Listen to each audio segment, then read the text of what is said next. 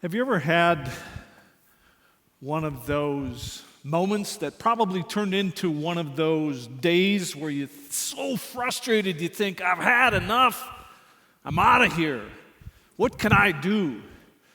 Or maybe it was more a sense of despair. What can I do? I can't change anything. Why bother? I don't have any power. I can't move the needle on any of these critical issues. And when we have those moments and those days, we slide into that, I'm just thinking. I'm just an old retired guy. I'm just an officer. I'm just a dispatcher. I'm just a firefighter. I'm just a paramedic. I'm just a corrections officer. I'm just a parole or probation officer. I'm just fill in the blank with your role, your position, your title. And when we use that language, what we're doing is we're trying to convince ourselves, I'm trying to convince myself that I have no power, I have no ability to change anything, that I have no influence.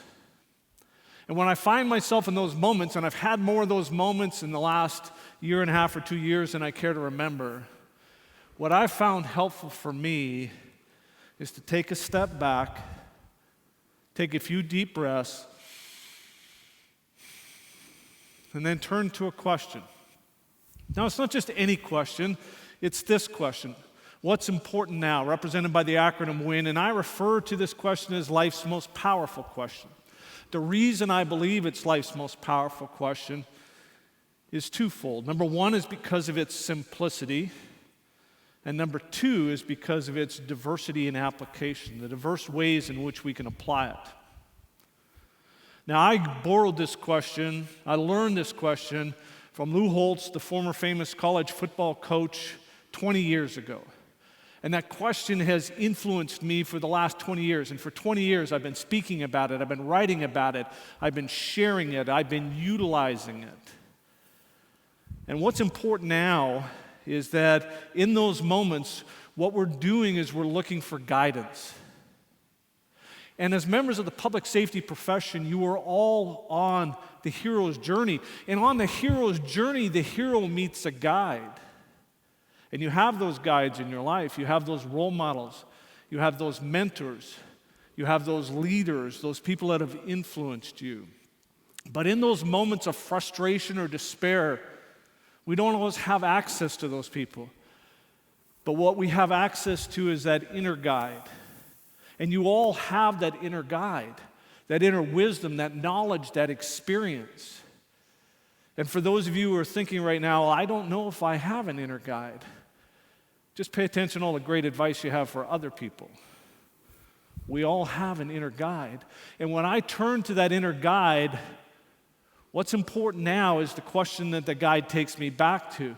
And what's important now is to understand that I have influence. I am in a position of influence. You have influence. You are in a position of influence. Now, I'm going to define influence as the capacity to have an effect on the character, the development, the behavior of someone or something. Some other words that we might use, some synonyms, might be affect, change, alter, determine, guide, shape, transform. And you have influence. But what's important now for us to understand about influence is that you are an influencer. And you all have the ability. Now, influence starts with us. And that influence then might go to just a small group that we have the most influence with. But those people have their circle of influence that Trent talked about. And those people have their sphere of influence, and those people have their sphere of influence. And as a result, you have far more influence than you very often realize or than you very often give yourself credit for. And what's important now when it comes to influence is to accept that influence is a neutral term. Influence is neither positive or negative. It is neither good nor bad. It is neither more desirable or less desirable. It just is until you decide how you're going to use it, how you're going to think about it. You can think about influence with, or you can think about influence over. You can influence through inspiration, or you can influence through intimidation. You can influence through compassion, connection, communication, collaboration, cooperation, or you can influence through coercion. You can influence through relationships and human connection, or you can influence through fear and power. You get to choose. You have to choose. You have to choose every day. You have to choose in every interaction how you are going to influence. And what's important now is that if we choose to influence, if you choose to influence through inspiration, through connection, through compassion, through caring, through communication, through collaboration, through cooperation, through relationships and human connection, then that is influencing like a leader. And when you choose to influence like a leader, what it gives you the capacity to do is get a group of people all pulling towards the same goal, all moving in the same direction. People that have different perspectives, people that have different roles, people that have different experiences, but you can get those people pulling together, moving towards a common goal. That is influencing like a leader. But sadly, what I have experienced, and what I'm going to suggest probably all of you have experienced in your careers and in your life, is people that choose to influence like a boss. And they influence through intimidation, through coercion, through fear, through power. Now, I used to think about and talk about those people as toxic leaders, but the reality is if they're toxic, they're not a leader, they're a boss. And sadly, all of us in our organizations and in our professions, we have bosses that are in formal leadership positions. And as we've already talked about, leadership is not about rank, position, and title. Rank, position, and title do not make you a leader. They put you in a formal leadership position. What are you going to do after you're in that formal leadership position? Because people that influence like a boss, they leave a wake of destruction in their path. How many times have we seen organizations that are broken and dysfunctional because of bosses in leadership positions? And so what's important now is then we reflect on what? So what can I influence? What can you influence? Well, you can influence attitudes, behaviors, beliefs, actions, and culture. You can influence the culture of your organization, the culture of your team, the culture of your squad, your unit, your shift. So then the question becomes is who? Who do you have influence with? Well, you have influence with yourself. You have influence with your family. You have influence with your peers. And some of the research would suggest that the most influential groups in our lives are our peers. You have influence with the people who choose to follow you. Because if you're a leader because people voluntarily put their hand up and choose to follow you. You have influence with the people that you follow, with your leaders. And you have influence with the communities that you serve. So what's important now then becomes where do we start? Where do we start on this path, this journey to influencing like a leader? And I'm going to suggest that you start by getting curious. I believe that curiosity is one of the most critical traits and characteristics for great leaders. And when you're curious, you become a seeker of knowledge, a seeker of wisdom, a seeker of understanding, a seeker of human connection. So what are the keys then to human connection? Well, we need to meet people where they're at, and we need to become relatable to their pain and relevant to their goals. You need to seek to build relationships. Relationships are built over time. Relationships take work, they take effort, and they take work and effort over a long period of time, and they take commitment. And you have to be intentional and deliberate about those relationships. And unfortunately, relationships in today's world very often have been replaced by how many friends do I have on this social media platform? How many connections do I have on this social media platform? How many likes do I have for this post? We go to networking events, which are generally just glad-handing events. Here's my card, give me your card. Here's my card, give me your card. Here's my card, have your people call my people. Well, if I had people, they could call my people. And all we're doing is creating a database of names and contacts, the people that we can maybe spam with information. That's not about building relationships. And we need to become a seeker of understanding of other people's perspective. We all have our own unique perspective based on our experience, based on our upbringing, based on our education, based on a number of factors. And even if we're at the same event, if we take a single emergency, the call taker in the public safety communications section is going to have one perspective. The dispatcher is going to have a different perspective. Now, I realize that in some public safety communications sections, those are the same person. The responding paramedic is going to have a different perspective. The responding firefighters are going to have a different perspective. The responding law enforcement officers are going to have a different perspective. And even when we're all at the same emergency event, we're all going to have different perspectives. The people that are intimately involved are going to have a unique perspective. The people on the perimeter that are videotaping with their cell phones are going to have a different perspective. The people that watch those videos on the internet are going to have a different perspective. The people that watch that 20-second edited and narrated clip on the 6 o'clock news are given the perspective of a media person that narrates it or comments on it. And the people that watch that are going to have a different perspective. Do we seek to understand other people's perspective in these events? And what's important now is, as we get curious, is we need to open our minds and ask questions. Ask more questions. Ask better questions. Ask deeper questions. Ask more beautiful questions. And we need to ask more and tell less. But asking is only part of the equation. If we're going to ask great questions, then we need to learn to listen to the answers and truly listen.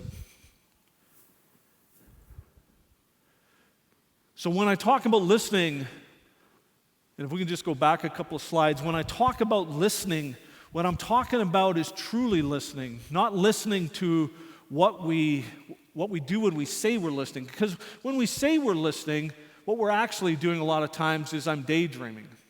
Or I'm thinking about how I'm going to interrupt you. Or I'm thinking about how I'm going to explain to you that you're wrong and I'm right. Jeffrey Tumlin, in his book, Stop Talking and Start Communicating, talks about 3 habits. You need to listen like every sentence matters. You need to talk like every word counts. And you need to act like every interaction is important. Because they are, and they do. Now, retired U.S. Army Special Forces Lieutenant Colonel Scott Mann talks about life and death listening. Listening like your life depends on it. And in our professions, somebody's life generally does depend on our ability to listen. And if we think about listening like our life depended on it, what does that mean? What does that look like? Well, if I was listening like my life depended on it, I wouldn't be on my cell phone responding to a text message, say, yeah, go ahead, I'm listening. I wouldn't be on the computer saying, yeah, go ahead, I'm listening. I just got to get this email sent out. If I was listening like my life depended on it, I would be present. I would be attentive. My mind and my ears would be open and my mouth would be shut. And I would be listening to seek understanding with what you're telling me, and I would ask good follow-up questions, and then I would be attentive to those answers. So it's not enough to ask great questions. We need to listen like our life depends on it, because in our professions, your life and your livelihood depend on your ability to listen effectively. And then what's important now is we need to understand the influence of our actions. You are all leaving footprints in the sand. Are those footprints worth following? This is about legacy, and I want you to think of a legacy not as something you leave behind when you die, but as something you create every single day that you live. You all live multiple roles in your life, and in each of those roles you create a legacy every single day through the way that you live, through the way that you listen, through the way that you lead, through the way that you influence others. Those footprints in the sand are about role models. And here's the thing with role models is you get to choose who your role models are. But you never get to choose who picks you as a role model. Others make that choice for you. So the question you need to ask yourself is, are the footprints you're leaving in the sand worth following? And what's important now is we need to embrace the concept of the power of unconditional respect. If you want to get respect, you need to give respect. If I'm going to treat you with respect, I'm not going to treat you the way that I want to be treated. I'm going to treat you the way that you want to be treated. And when we talk about this concept of the power of unconditional respect, we need to go back to that time in our life, and we need to regain the ability to see people as people. Children are very good at this. They see people as people. But as we get on in our lives, if we get on in our careers, we start to see people as objects. We start to see people as obstacles. We start to see people as resources that we can simply use up. And when they burn out or break down, we're going to cast them aside and get different resources. Or we see people as vehicles that can help advance my cause or my career. We need to see people as people that have their own hopes and dreams and fears and aspirations, people that have their own struggles. And when we start to see people as people, then we start to understand that the people in our organizations, the people in our communities that we deal with, we're all humans. And as humans, we're going to make mistakes. We're going to screw up. Sometimes we're going to make bad decisions. But when we can see people as people, now it influences the way that we address those people. It influences the way that we interact with them.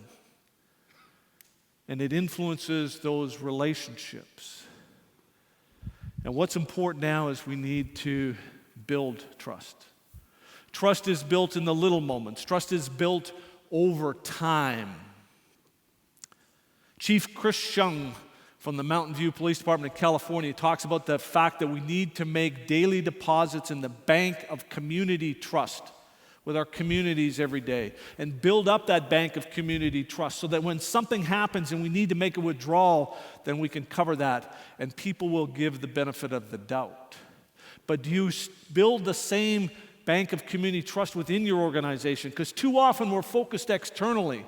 The best way we can serve our community is to first serve our people. Make our people a number one priority. And we need to build that trust. And if you want to get trust, you need to give trust. If you want to get trust, you need to give trust. You cannot make people trust you, but you can seek to be trustworthy. Seek to be worthy of their trust by being a man or a woman of your word, by being a person of integrity, somebody that will step up and do what's right even when it's not what's popular, it's not what's expedient, it's not what's easy. Somebody who doesn't just preach their values, they practice their values. And if you seek to be trustworthy, and if you give trust, then you will develop that trust with the people that you have the opportunity to deal with in your organizations and in your communities. And what's important now is we need to remember that throughout human history, we have told stories.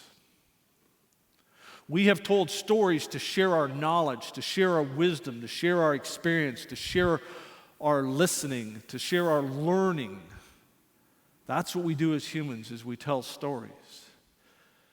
And if you want to be a person of influence, then you need to create the opportunity for other people to tell their story. How often do we ask this question? What is your story? Tell me about your story. And then we listen, and then we ask more questions to find out about their story.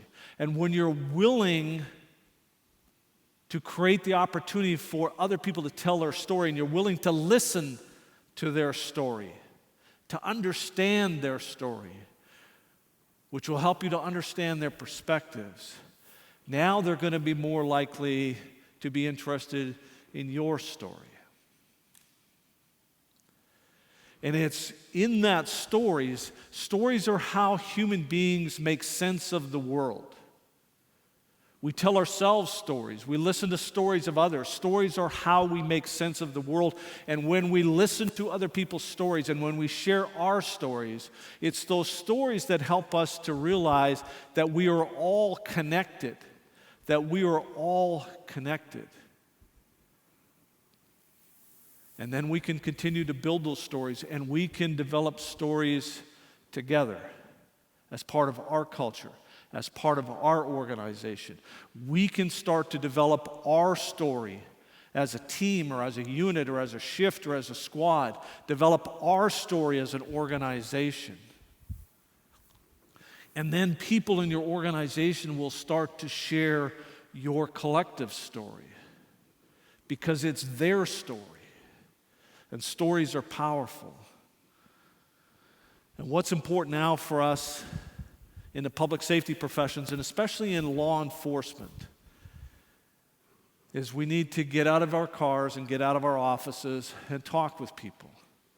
Now, across the public safety spectrum, those of you that are in formal leadership positions, how often do you get out and talk to people? How often do you have touch points with people in your organization, and not just the surface touch points? Hey, how you doing? Good to see you. Shake your hand, and I'm on to the next one. I just listened to a podcast interview that Stanley McChrystal and Chris Fussell did with Michael Dowling. Michael Dowling runs a healthcare organization with 76,000 employees based out of New York City. And throughout COVID, Michael Dowling, the head of this 76,000 person organization, was famous for always being out on the floor and being in their facilities, talking to cleaning staff, talking to the porters, talking to the nursing staff, talking to the doctors, continually throughout the entire pandemic, out talking to people, listening to their story, interested in what they're dealing with and their challenges. How often do we do that? Those of you that work in patrol functions or lead patrol areas, do you have a culture where officers get out of their car numerous times a day based on call load? I understand that's challenging sometimes, and just have non-enforcement interactions with members of their community. Just stop and talk to somebody out walking their dog or out for a walk with their children or sitting on their porch or mowing their lawn or those kids throwing a football around in the field. And just have a conversation. Hi, I'm Brian. Just wanted to introduce myself. And they're not going to open up and share their story the very first time you have that interaction, unless they're so frustrated that they can hardly wait to tell somebody. But when you talk to that person multiple occasions, or you talk to this person today and you talk to their neighbor tomorrow and you talk to their relative the next day, and then they all talk to each other, and then what they realize is that you are seeking to make those human connections.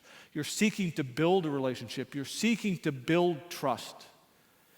You have no expectation that they're going to trust you right away, or you're building on the trust that you already have, because our profession, As much as we like to believe that people don't trust us, the research continually shows that law enforcement is one of the most trusted professions in this country, year after year after year. But we need to have those conversations. We need to get out of our offices. We need to get out of our cars. And what's important now is that we realize that you have influence. You are in a position of influence, every single one of you. You are an influencer. But what we need to remember is you have to choose. Every day, every interaction, you have to choose. Choose between influencing through intimidation and coercion and fear and power and influencing like a boss, or influencing through cooperation, compassion, connection, collaboration, relationship, and human connections, and influence like a leader. You get to choose every day. And what's important now is I want to leave you with this thought from Bobby Kennedy. Kennedy said that few of us will have the greatness to bend history itself, but each of us can work to change a small portion of events. And through the sum total of all those acts will be written the history of this generation. And that's what each and every one of you do every day. Through your acts of leadership, through acts of listening, through your acts of influence, is you are writing the history of this generation in public safety. And this generation will influence future generations. And that is a powerful legacy that you create every single day that you live. And I want to thank you for being a member of the public safety profession. What you do is important. What you do changes lives. What you do impacts lives. What you do influences lives. And what you do saves lives. You will never know how many lives you've impacted, influenced, changed, or saved. But know that what you do is important. And I don't think you get a lot of thanks for what you do. So I want to thank you for what you do. And I want to thank you for your willingness to step up and influence like a leader. Thank you.